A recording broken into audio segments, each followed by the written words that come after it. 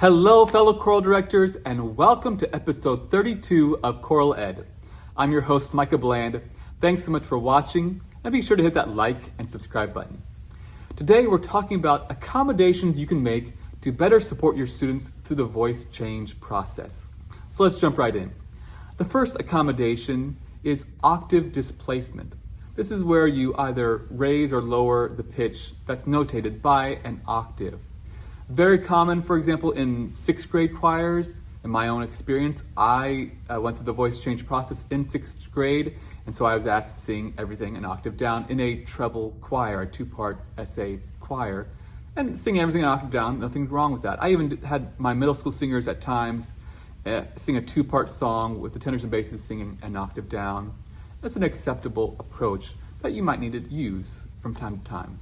There also might be individual notes, for example, a bass note that's way too low for your basses at that time, and just having them sing an octave up is totally acceptable. Another accommodation is called part-line combination. And this is where you have either a soprano or alto part, where at times it's too high for the soprano that's singing it, or an alto part that's too low, and you just have them jump to the alternate line. So, for example, in maybe a tenor bass part, you have them singing the bass part primarily, but there's times that bass part is too low, and so they jump up to the next part up. Very common approach. I even use this in my own choirs with the altos singing with the tenors or the basses singing with the tenors, whatever it may be, to give some more support and sound there. But this is done differently in order to create their own individual part that is most appropriate for them. And this helps avoid asking a singer not to sing certain notes, and instead having them jump to a different line. Now there's 2 approaches to doing this. Number 1 is just having them draw an arrow up or down to their line, as you can see here in this example. And this works very well if the number of times you have them do that is very minimal, right? If it's constantly going back and forth between lines, you probably need to do option 2, which is to notate the part on its own staff. I would also include the accompaniment and the other parts in that notation that you write for the student. And so it does become a little more time consuming. This could work if you have a 2-part song that you want to make 3 parts, but the 3rd part, the middle part, is a combo part of the tenor and or bass line or soprano alto line, whatever voice parts you're using in your choir. And so this kind of creates their own part that's a middle part that's for those changing voices that really don't fit into a bass part, don't really fit in a tenor part or soprano alto part, whatever voice parts you may be using. Another accommodation is simply changing the key of the song. Very common in solo literature, probably more than anything else, because a singer gets to solo an ensemble, maybe their voice starts to change, and so they need to sing a higher or lower key. Very common, very acceptable. There's two ways to do this. One, asking your accompanist to change the key, which is, don't be mean to your accompanist, I'll just say that, right? If they can do it, great, you are lucky.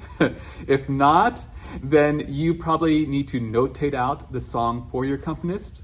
Takes more time. The easier solution then is to use an electric keyboard that has a transposition feature on it. Just remember to transpose it back. There's been plenty of examples of, oops, I forgot to transpose it back, and now they're all singing in a different key. When you transpose a song, also be cautious that it might not be the best thing for all the voice parts or for the choir in general if you change an entire song to a different key higher. Usually talking a half step, a whole step. But that can actually have a big effect on the register shifts, right? It becomes in a new part of the voice. I had this experience in my own teaching at a university recently, where I actually saw that the song was a Renaissance work, and it was much lower in all the voices. And so I decided to raise it up a half or whole step, and I actually notated that and gave that to the students before we ever started reading the song, and before we even started, right? I anticipated the problem. Well, we had problems, and it was never really gelling. And so I decided to put it back in the original lower key and it was like magic. Everything clicked almost immediately. And I think I attribute that to the register shifts in the voice and how this kind of became a little higher, and so they had to change registers at certain points, or they were in the middle part, a break in a transitional part of their voice, which wasn't really working for the voices in my choir. So just keep that in mind. Sometimes it works, sometimes it doesn't. And you just have to try it out, right? And be ready to put it back in the original key if needed. Another accommodation is actually to rewrite a part. Do this very carefully, in the sense that we're not really changing the harmonic structure or the melody of the work, but at times you might need to adjust a part here and there. Now, some composers out there might be going, "Oh, hold up, you shouldn't do that to my song," right? Many, though, who are middle school directors or who compose for middle school choirs know that these changes need to be made to make the music more accessible to those students. And so making those changes is usually acceptable. Just do it with caution and don't over arrange or change a work.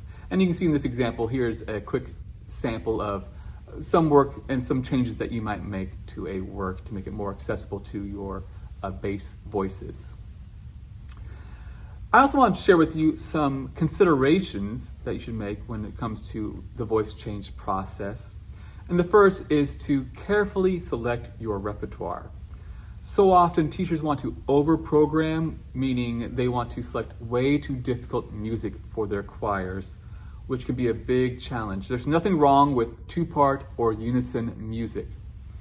Now, with that being said, unison music may not be the best choice for certain choirs, like a tenor bass choir, because of the voice change process, that you're asking all the singers, all your basses to sing these higher notes, all your tenors to sing these lower notes, and force them into a single line of melody. This is very challenging for the voice, and it might not actually work for all singers because they're still going through that voice change process. And so actually selecting music in two parts or even three parts is better for those voices than a unison melody line. There's some great resources for you out there from the Combiata Press, which has some free scores for you that you can use. And if you look at these scores, all the voice parts have like a range of a fourth or a fifth. So a very minimal range to help those singers in that voice part be successful. Another consideration is to avoid extreme dynamics. Asking middle school singers to sing fortissimo or really push the voice or sing soft and off the voice, off the breath, is not really a healthy approach to those singers.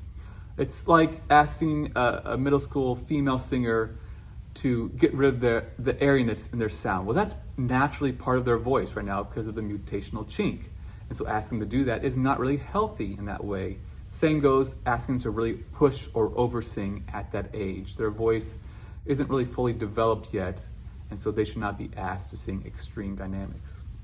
Similarly, asking them to sing a lot of large leaps. That's a reason why you might use an octave displacement or to rearrange and change a voice part to avoid some of those large leaps. And so this is a very common practice to make those changes to avoid things that aren't really healthy for the voice at that age. And lastly, and this should be a last resort, asking a singer not to sing certain notes in a song. It might be a measure here, it might be above this note. You should not sing that because for your voice right now, because it's changing, it doesn't really work for your voice and it's not really healthy for you. And I say do it sparingly. You should never ask a student not to sing an entire song or entire concert.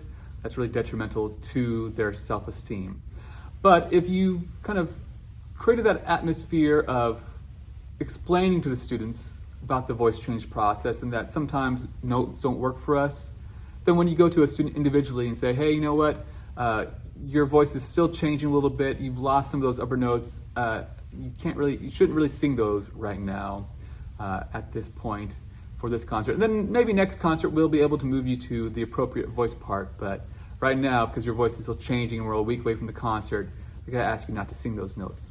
And approaching it that way is a lot better than saying, you can't sing those notes, right? You can't sing those notes is kind of hurtful to them as a person, attributing it to them as a singer, not to their voice change process. So let's be very careful about asking a student not to sing certain notes. So there you have it. Those are some accommodations and considerations for the voice change process. Until next time, thanks for watching, and I hope you continue to inspire the future leaders of our world through this wonderful gift we call music. Thanks.